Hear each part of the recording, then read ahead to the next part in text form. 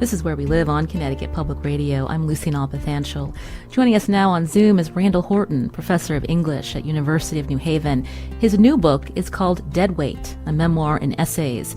It reveals the lifelong effects of one man's incarceration on his psyche, his memories, and his daily experience living in American society. Dead Weight chronicles the improbable turnaround of a former drug smuggler who, after being sentenced to 8 years in state prison, returned to society to earn a Ph.D. in creative writing. And he became the only tenured professor in the U.S. with 7 felony convictions. Randall, welcome to our show. Thank you for having me. I appreciate it very much. Thank you. Randall, in your book, you pose this question: how does a person negotiate the dead weight that attaches itself to the body after being discharged from prison? Your essays focus on that question and also reflect back on your life before and after incarceration. Before we get into all that, can you tell us a little bit about your life growing up in Birmingham and what it was like growing up there? You started your life as a premature infant. In one of your essays, you detail that for our readers. Yes, I do. That sort of begins the book, having this conversation with Ralph Ellison's Invisible Man on 155th and Riverside. Just for context, the first chapter is called The Protagonist in Somebody Else's Melodrama. And what that means is that I'm looking at, thinking about the novel of Ralph Ellison's Invisible Man, the protagonist, and the ways in which he became an unsuspecting character in somebody else's melodrama. In other words, you try to live your life one way, but then you understand that there's these other things that are sort of happening beyond your control, and you don't necessarily understand them until you get older, you get wiser. And so I grew up I was born in Birmingham, and from the beginning, I like to think that I was confronted with a lot of things that are happening in this country in terms of race and race relation. This whole thing. I was born premature, and I had to be sent to a makeshift. I had to be sent to a all white natal unit after I was born, and this doctor saved my life. And they didn't have, because it was segregated. You got to realize this is 1961, and they had these ordinances that black and white children could not mix. And they sent me, but they miraculously sent me into this all-white baby ward, in which I was able to get into an incubator. But what happened was my mother was not able to see me. So she had a baby, but she really didn't have one because she hadn't seen it. And she was not able to see me until I got to be 5 pounds, which was 11 days. And so, it begins there. And then you pivot toward the bombing of the 16th Street Baptist Church when I was 2. And we were 8 blocks from, we lived 8 blocks from the church. And so there's a lot going on in Birmingham, but on the flip side, Birmingham for me was a very idyllic place too. I love Birmingham. I think a lot of times Birmingham, Alabama gets this sort of reputation because of the incidents of racism, and I understand some of that, but I haven't lived not in one city in which I can go outside and see racism everywhere. So for me, I find it kind of interesting when people make those analogies, like, oh, you're from Birmingham. Like, what does that mean? Like, what does it mean where you grew up and you don't see the racism that's affecting you every day? So that becomes interesting as well. But, getting back to me, Birmingham is my nexus and sort of where I grew up and where I became to have what they call the James Baldwin moment. I call it a James Baldwin moment, when you realize that race is a factor in this world, and that there's no way that you can turn your eye to it if you have a moral compass. I guess you can, but I think moral compass is the key to that. I think my grandmother was probably more responsible for teaching me and letting me understand, the things that I'm going to face as a black man growing up in America. I think she was very clear on that. I spent a lot of time with her growing up because both my parents were working, they were teachers, and I didn't have a babysitter. My grandmother was my babysitter, and so she began to take charge of my life in a lot of ways, and she guided me in a lot of ways, and I often wondered why she was being hard on me. But I think I knew she understood what I was going to have to face in this world. So, not saying my parents weren't there. They provided a great, blueprint. I mean, in terms of both of my parents were teachers. My father was a teacher. He taught high school. My mother taught elementary school. So I come from a family of educators. One of my uncles was a principal, and so my grandmother's uncle, he was a principal, and so there is that, and so I look at it as a community job too, a community effort, because I think as much as my parents gave me, other people gave me the same thing, and because You talk fondly about your mother as well. I enjoyed reading the essay where you took her to D.C. for the inauguration of President Obama. What was that like uh, for you to have your mother there? well, let me back up. She took me, actually. Well, my mother, no, my mother, at that time, she was the president of the Alabama Education Association, and she was an NEA delegate. So she had been coming to DC for years through the National Education Association. And every presidential cycle, they would get these tickets to come to the presidential election. I don't think she went to one to this one.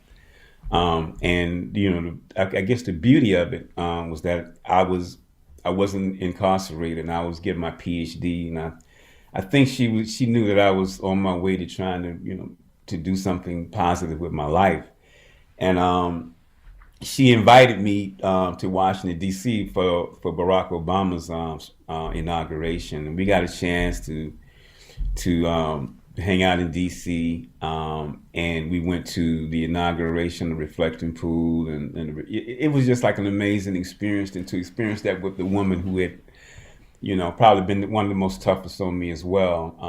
Like she wasn't the traditional mother, like who would just like, she could be kind of tough, but it was a good tough, and that she understood too that what I was falling into, I needed that toughness, and so I never, I understood it, but it meant a lot to be in that moment with my mom, and that's what I'm saying. I didn't really realize until much later, after we had gone through this thing, that it wasn't really about Obama and his election and all of that. As much as I was excited to be there, and go to the states dinner, and you got a chance to see Obama and Michelle dancing and be part of like history. But it wasn't really about that. It was about me and my mother reconciling all of the things that we had gone through all those years, and coming to a place where we were able to sort of share that love in a certain kind of way, and so for me, that's what it was. So. You're hearing Randall Horton here on Where We Live, professor of English at the University of New Haven. We're talking about his new book, Deadweight, a memoir in essays. So when you were growing up in Birmingham, you also write about an incident that happened to you when you were in school. And I wanted to ask you about that and how you started to understand racism as you grew up. My mother, I guess I said she was a teacher, and she was part of the first wave to integrate, even though integration had occurred much earlier. Birmingham did not integrate until almost 73.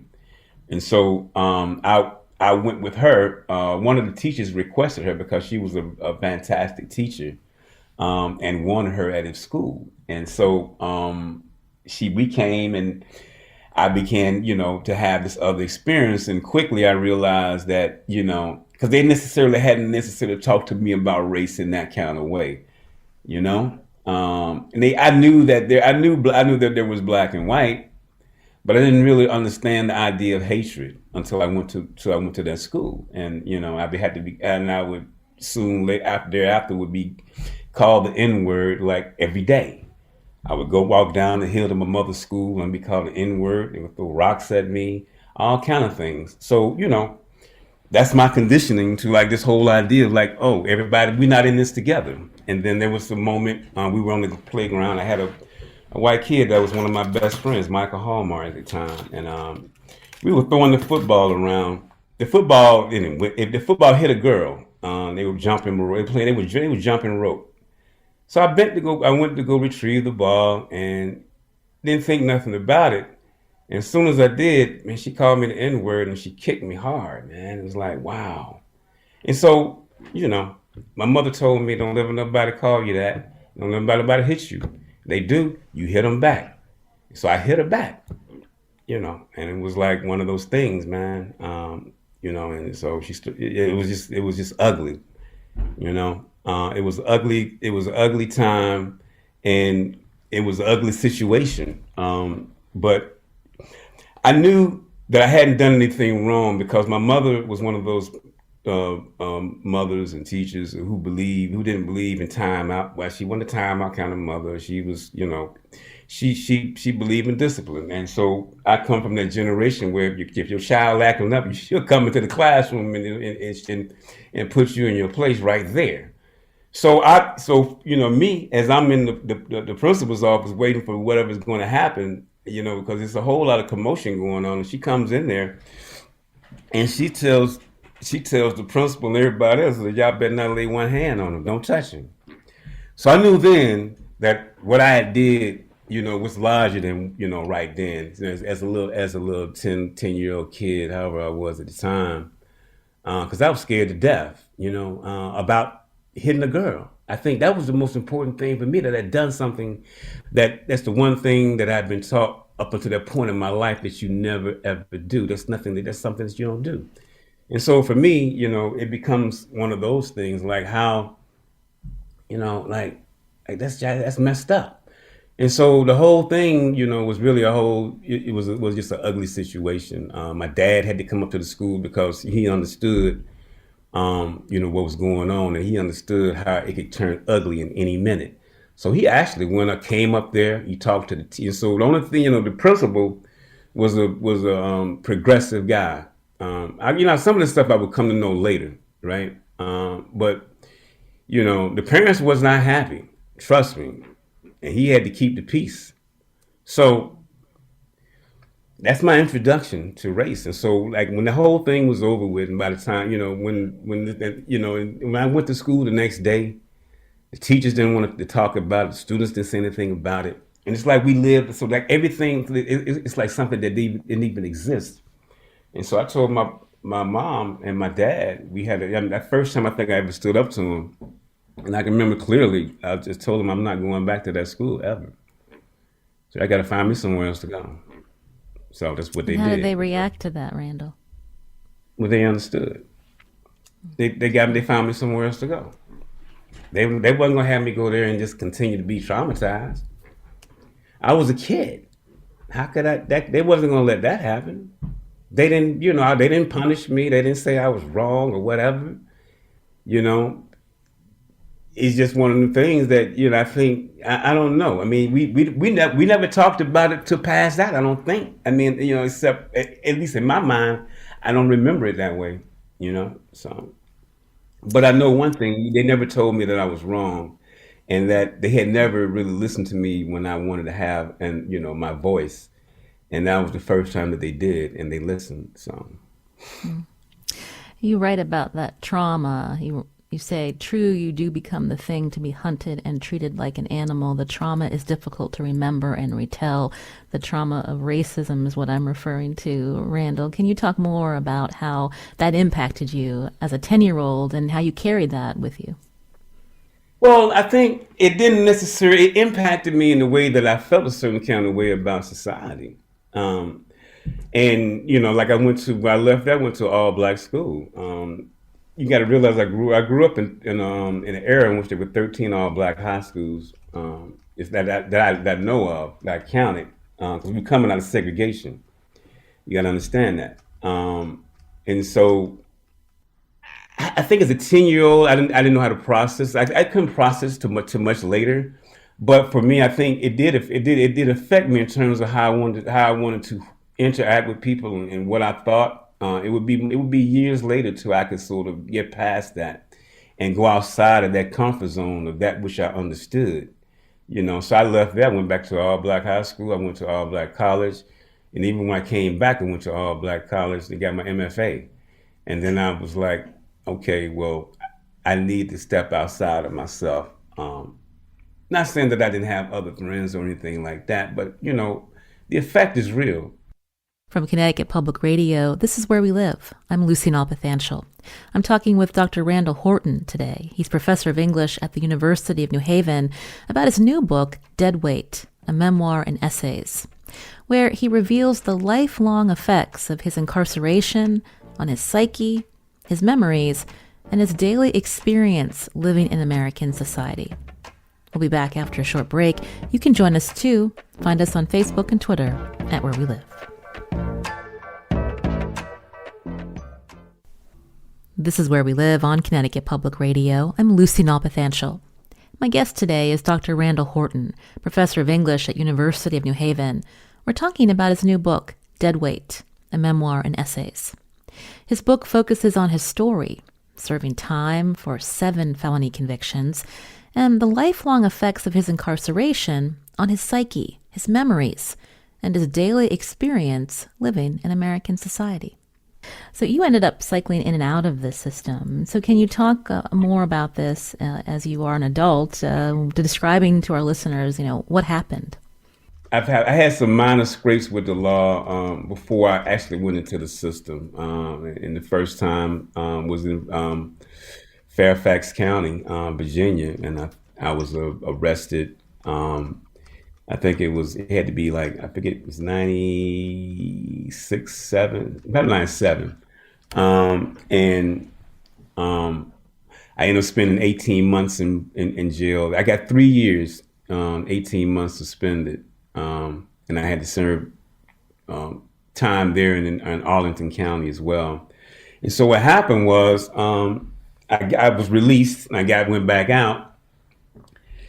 And I went back to jail again in Fairfax County again, but I had multiple charges at this time. So I had charges in Virginia and Maryland. So I spent another 16 months in Fairfax County.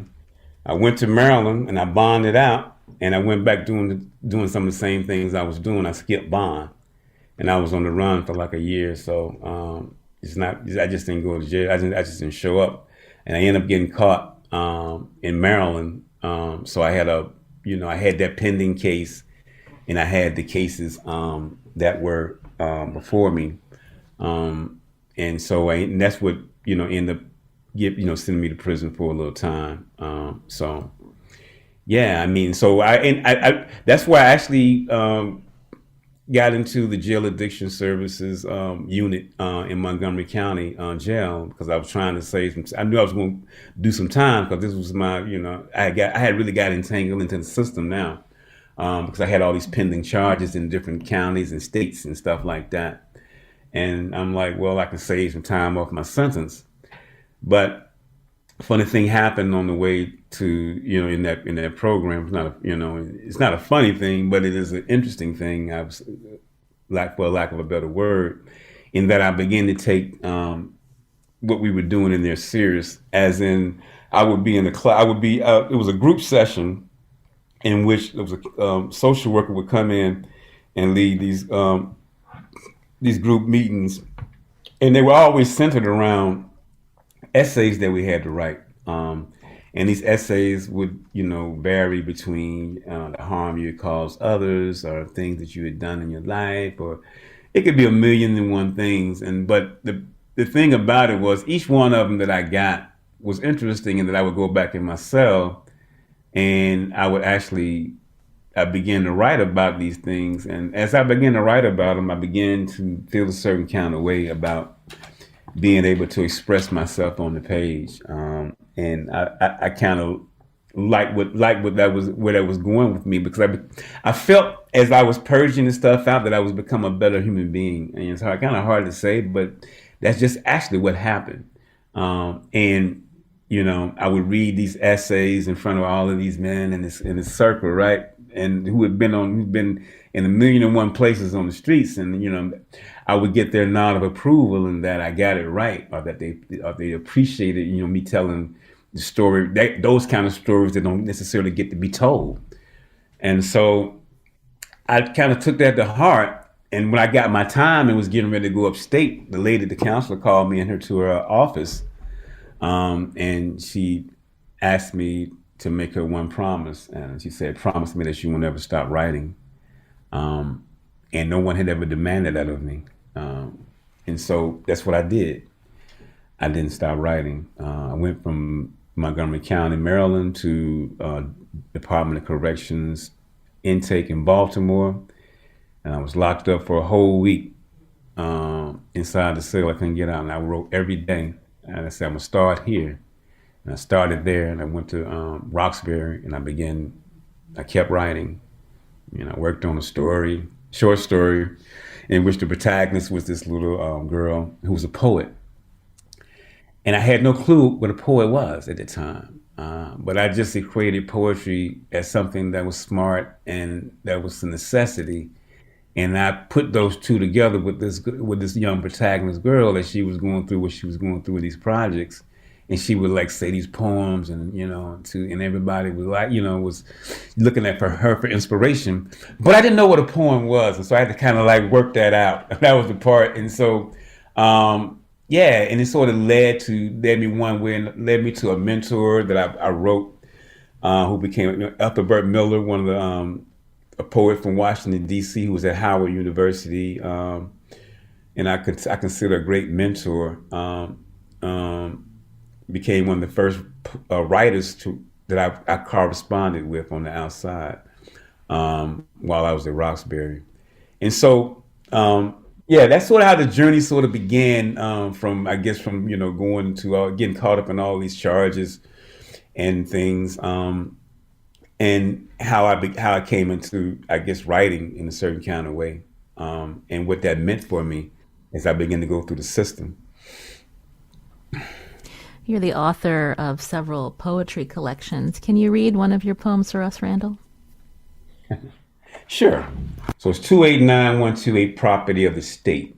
Don't trust the process. Wait and waiting and wait. Naked, stand before God. You are now quite invisible, will not materialize through iron nor the ignorant. Nothing changes nothing.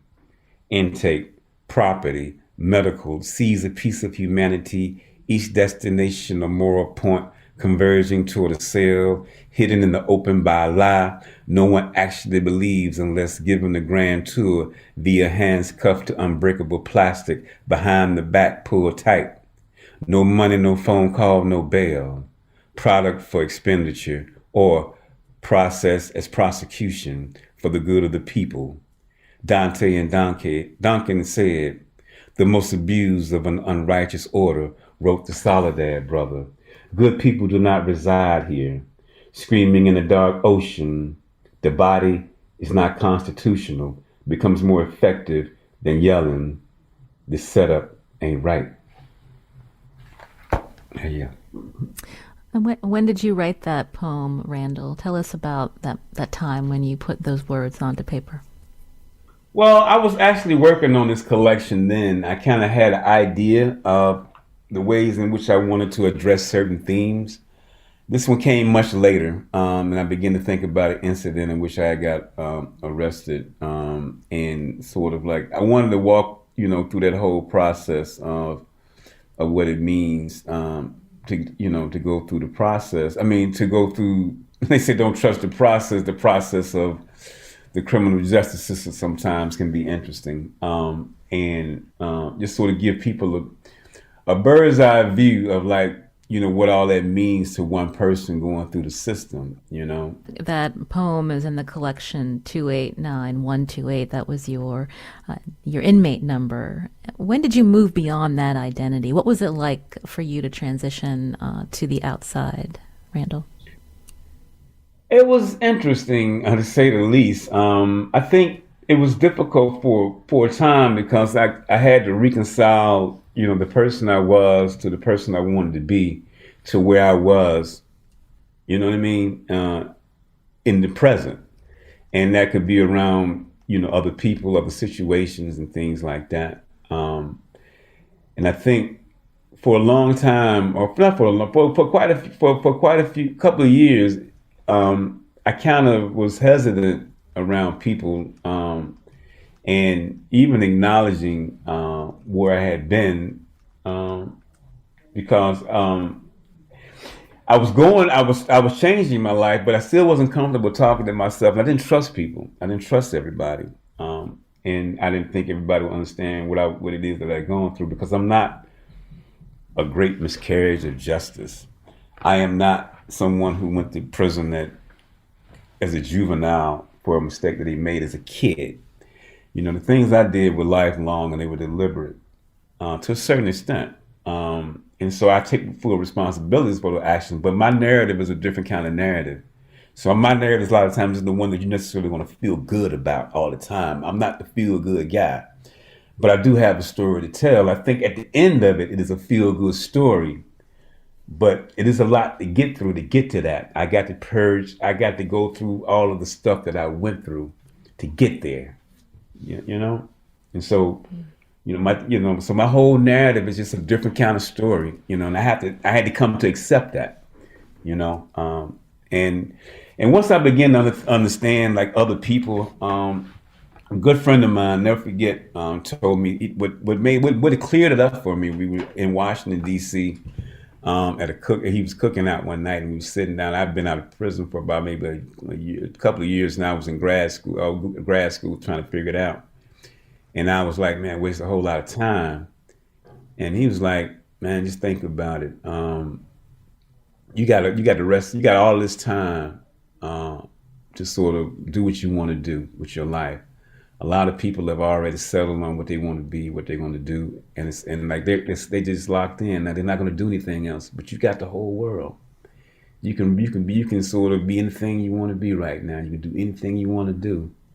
You know what I mean? You're not bound. You're not bogged down by like a mortgage for 15 years or this or that or whatever. You can literally draw yourself a new life, and that's what I did. I took that to heart and never forgot that. Can you talk more about the obstacles, though, that you did face? The fact that you wanted to go back to get your education, and how a university that you respected denied you because of your past. Yeah, I went to Howard, I dropped out as a senior, which obviously wasn't a good move on my part, but that just shows you how much I was caught up in the other life. I weighed the options, and it just didn't look good for me getting a degree. I was like, I'm going another route, and but at the same time, I grew up at Howard in terms of, like, I spent a lot of time that came of age there, and I really wanted to finish what I started there. So when I was finally released and came back to Washington, and I had applied, and I was getting ready to return as an old student returning, I got a letter from Howard denying me entry, and so I had to go to University of the District of Columbia, who welcomed me with open arms. And so shout out to UDC, I love y'all forever for doing that. And so even when I got my Ph.D., my first year at New Haven was just a 1-year assignment, and I got one on the job market, and I got a position as a distinguished scholar in residence at Central State University, which is a HBCU, right? And 2 weeks before I'm getting ready to leave, I get a registered letter from the provost renouncing my offer, my hire, rescinding the offer to my hire. So it can be interesting, and it's been interesting in terms of being rejected. I mean, other things I've been rejected for too, but those kind of things stand out because they were both HBCUs, and sometimes I'm left to question, like, the purpose of HBCUs, if they understand that, in terms of numbers, in terms of Black men in incarceration. And here I was, this person, trying to really do the right thing at this point in my life. I didn't get a chance, though. So it is what it is, and it was what it was, but it didn't stop me from, I think it only made me resolve in the fact that I had somebody that believed in me, and that's why I took that, and I made the best of it in that way, At the same time, that sounds really frustrating that you had to go through that, Randall. And when we talk to other individuals who are formerly incarcerated, even though they have done their time and they have restarted their lives on the outside, they're constantly judged for the past. And I'm wondering if you can talk more about that from the perspective of your new book, Deadweight. I don't necessarily know if I'm judged for my past now. I think after 20 something years, I mean, in the public eye, I am what I am because I think I have a public platform in a lot of ways and I do a lot of advocacy. So my plight is a little bit different now. So I own it. You know what I mean? So I refuse to give it the power. So I owned it. I claimed it. So I ran right toward it instead of like running against it. And I think I remember I had a mentor, Hakeem Al-Abudi, who taught at Chicago State and was what you call one of the practitioners of the Black Arts Movement, the architects of that. As Don L. Lee, he changed his name to Hakeem Al-Abudi, but anyway, it was like you run towards fear, to that which you don't understand or to which that you're most deeply afraid of, and you address it head on. So at some point I began to run towards like this whole thing. Like, I'm not going to let you shame me. I'm not going to be embarrassed about it. I'm going to tell you everything you need to know. And so I am going to control, I am going to be the controller of my own narrative. And that's what I decided to do. Be the controller of my own narrative and let people judge me for who I am. Because, a lot of times we have to, we as people, formerly incarcerated people, returning citizens, have to sort of like bleed our life on the page. But the other person doesn't have to do that. And they could be just as rotten as hell. You know what I mean? So I think no, they can be. And so I found it to be, I don't go for that anymore. That's what I'm saying. It took me a while. I wouldn't have felt that way coming right out of prison like that. I just wouldn't have. It took time to sort of have that kind of opinion and that sort of like resolve and understanding to understand like people are people, and so I'm not afraid to judge, lawyer. You can be whoever you want to be. You still got stuff. So. You said it took you time, though, to get to this place. And so Yeah. when you talk about your time incarcerated, how do you do that with the students you have? Now you're a tenured professor at the University of New Haven. What are the questions they ask you? Oh, they ask me everything. We talk about it all. We talk about it all the time. I mean, because they're interested and they're curious, especially my criminal justice students. Because I'm a composite of a professor that they couldn't believe existed. You know what I mean? And but for me, it's critical that they see me before they go out into the world and practice whatever field they're going to be in, criminal justice or policing. It just is. I think they get a different understanding of like, what people go through, and then sort of that idea of change is possible, and what does change look like? You know what I mean?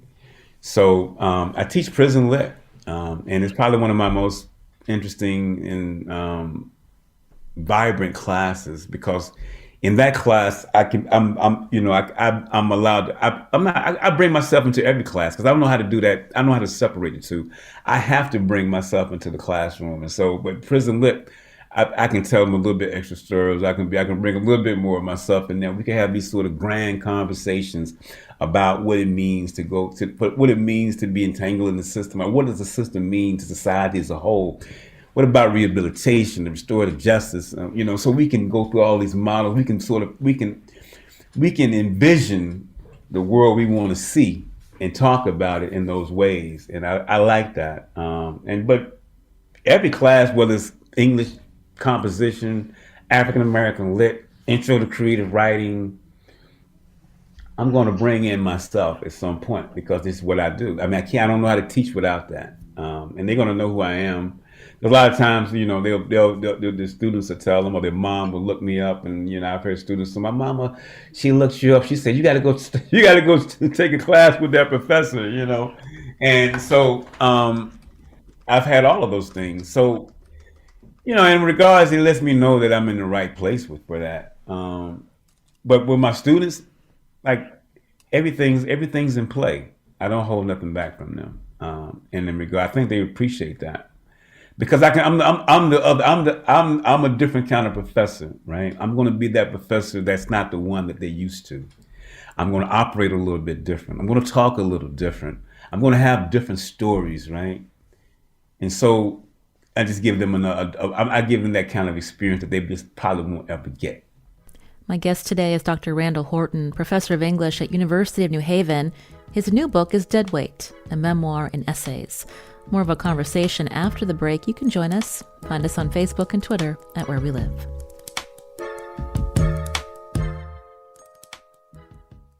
This is Where We Live on Connecticut Public Radio. I'm Lucy Nalpathanchel.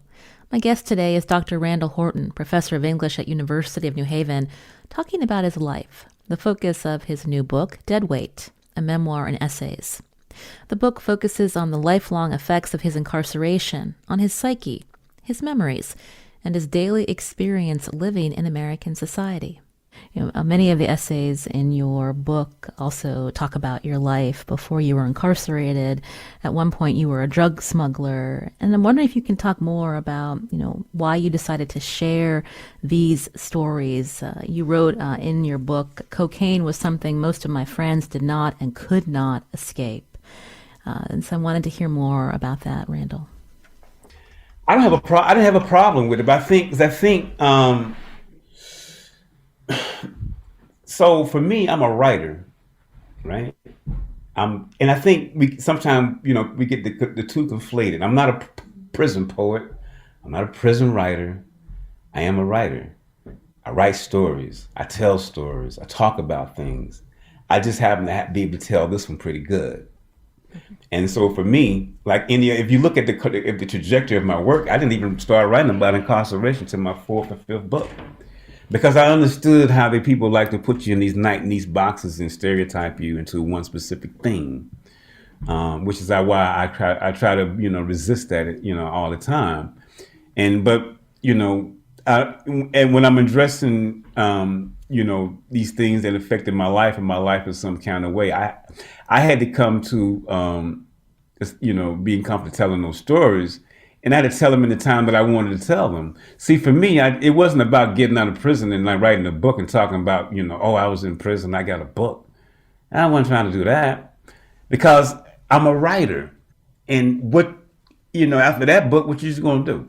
So, if you look at the trajectory of my work, I've really tried to, make a conscious decision to sort of like be very varied in what I do. So I don't get pinned into like this one thing that people continuously try to do. So that's one thing, but to tell those stories, they were critical. They had to be told. They needed to be told. Because, a lot of times these are the narratives that you don't necessarily get from writers in these kind of ways. You just don't.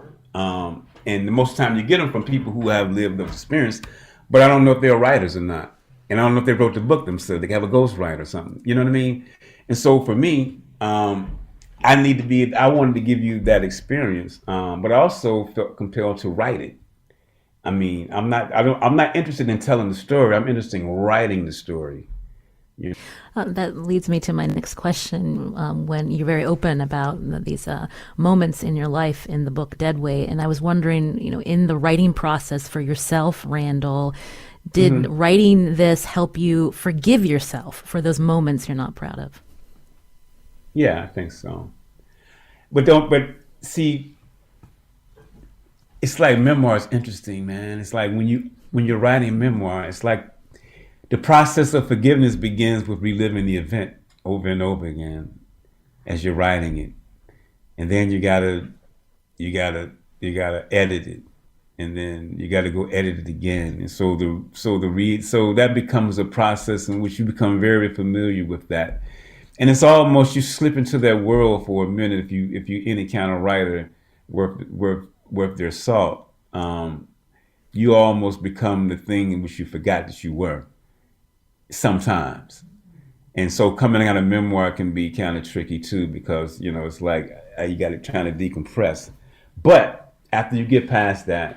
I mean, for me, it's like a sense of like, another part of like telling some of my story. I don't know how much freer, because I've been, I've told my story. I've told, for me, when I've told my entire story to my parents and like everything that I went through, that was enough for me in terms of that. Because I went through a life they had, they thought they knew, but they didn't really have a clue. You know what I mean? They really thought they knew because I kind of included in on some of those things they were around, but they literally did not know the depths into some of the things I had fallen into. So that's where I got free.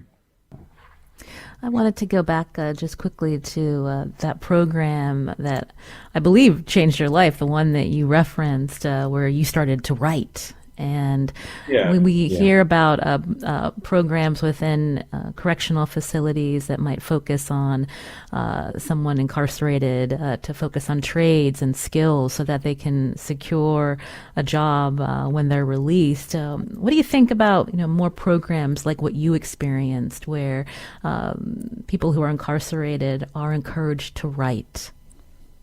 Well, I think we need more of them. That program is kind of special to me. The lady who ran the program, who runs it still, Bunny Boswell. She's an iconic figure within Montgomery County. And Pat Parker, who was the lady who ran the group. But they work. And I've seen them work firsthand in terms of that. And so for me, when I got the chance to go back inside and sort of share some of that in that way, was in my Ph.D. program.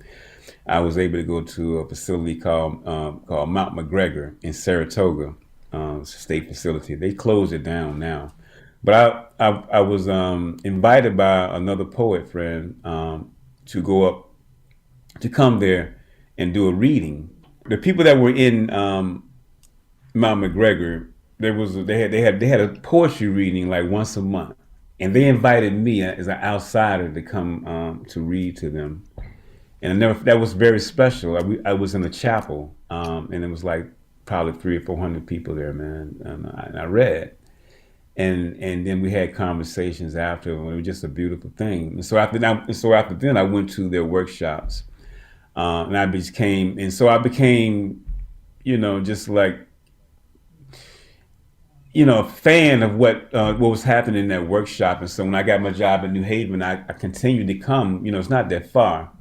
I would come at least once a month to work with those guys. And they were doing graduate level, poetry stuff. I teach on the graduate level too, and what they were doing would make any MFA student. But the more important thing is this is like when years later, when most of those guys had gotten out of their situation, I remained in contact with them, and one of the guys got married up in Long Island, and we were there, and the guys who had been in that workshop for years, right, and they were out, and I just looked around and I realized that all of them were doing these amazing things as non-writers.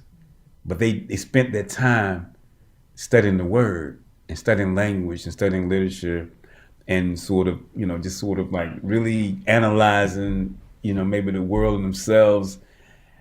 It's something that's I don't even know if I can even explain it or put my hand on it, but I know I saw it. I know it's real. And it's like I'm looking at like 6 or 7 guys that's in the program, and all of them were doing like amazing things outside and making positive contributions. Running businesses with MBAs, nonprofit organizations doing amazing work. All kind of things just sort of like stem from, what one can learn in a poetry workshop. I get that question a lot. I'm actually, I don't know if you know, I'm doing the recipient of a Creative Capital Award, where I'm gonna put a recording studio and creative space in like 3 or 4 prisons around the country. And I'm in the process of talking to, the officials on the inside now. And that's one of the questions I get, and it's about like, what can one do with poetry, or what can one do with language, the arts, and and because people want these sort of hard outcomes, like what can you get a job with and all. And I get it. But sometimes you got to work on the self too. And you have to start from the inside out. And I think, I think writing and language and the arts, does that. It did it for me, and I've seen it do it for other people. And so that's where I start with what I know, and I think so that's something that's something I definitely believe in, and I'm sort of like, even now as I begin to we can begin to work on these projects in four prisons around the country. We that's what we have in mind, and to give these people an experience, to make them feel good about themselves, to have them doing things in which they did sort of develop a better consciousness, and that's where it starts. Because you can't just switch on and just change your life if you haven't changed on the inside. It's like it'd be like putting on new clothes and you didn't take a bath, right? So. Well, I look forward to hearing more about that project that you described. Randall Horton, again, was my guest, professor of English at University of New Haven. His new book is Deadweight, a memoir and essays. He's also author of several poetry collections and the memoir Hook. Randall, a pleasure to talk with you. Thank you so much for your time today. Oh, so nice talking with you all. I appreciate it so much. Thank you for inviting me. I really appreciate it. I'm Lucy Nalpathanchel. Today's show was produced by Tess Terrible. Special thanks to Eugene Amatruda. Check out our website, ctpublic.org/where we live, to read an excerpt from Randall Horton's new book. Thanks for listening.